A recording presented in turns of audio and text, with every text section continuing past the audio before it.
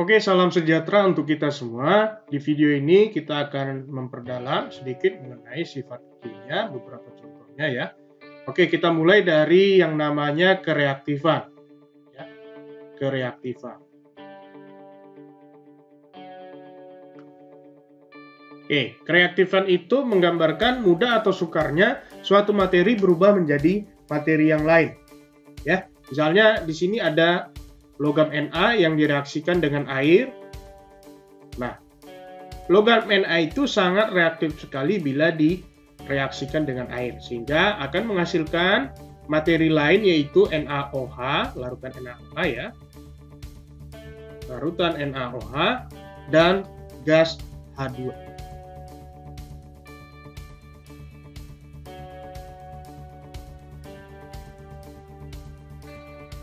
Oke. Jadi logam Na itu sudah berubah menjadi materi yang lain. Jadi tidak ada lagi di situ logam Na. Nah, ini membuktikan bahwasannya logam Na sudah mengalami perubahan susunan materi. Nah, kita ingat bahwasannya materi itu ya tersusun lagi oleh partikel dasar yang disebut nanti dengan atom. Nanti penjelasan mengenai atom selebihnya kita bahas di video tentang struktur atom. Nah, atom itu terdapat yang namanya susunan elektron. Nah, susunan elektron itulah yang akan mempengaruhi nanti terhadap kereaktifan suatu materi. Ada elektron yang dikatakan nanti stabil istilahnya, ada juga nanti yang istilahnya tidak stabil. Tidak stabil. Nah, yang stabil itu yang bagaimana? Nanti akan dijelaskan pula di struktur atom ya. Nanti stabil itu apabila nanti elektron valensinya duplet atau oktet. Yang tidak stabil itu yang tidak oktet atau duplet ya. Nanti kita perdalam lagi. Nah, yang stabil itu yang tidak reaktif. Ya, tidak reaktif. Nah, sedangkan yang tidak stabil tadi, ini yang reaktif. Nah, untuk mencapai kestabilan itu, elektron itu akan mengalami dua kejadian. Ada yang melakukan pelepasan elektron, ya, lepas elektron. Ada juga yang menangkap elektron. Nah, yang melepas elektron itu biasanya unsur-unsur dari golongan logam. Sedangkan yang menangkap elektron nanti unsur-unsur yang berasal dari unsur golongan non-logam.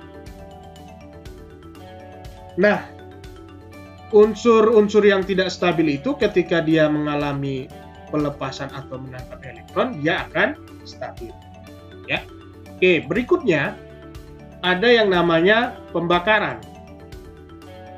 Ya. Pembakaran. Nah, ini juga menjelaskan mudah atau sukarnya materi itu terbakar. Ya.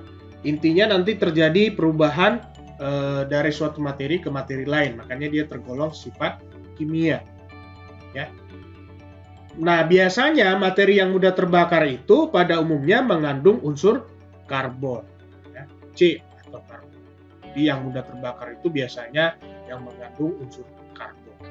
Misalnya kita ambil contoh kayu. Kayu itu mengandung unsur karbon, ya, sehingga dia mudah terbakar. Nah, kayu yang dibakar akan menghasilkan abu atau arang, ya. Nah, itu sifat materinya sudah berbeda dengan materi semula.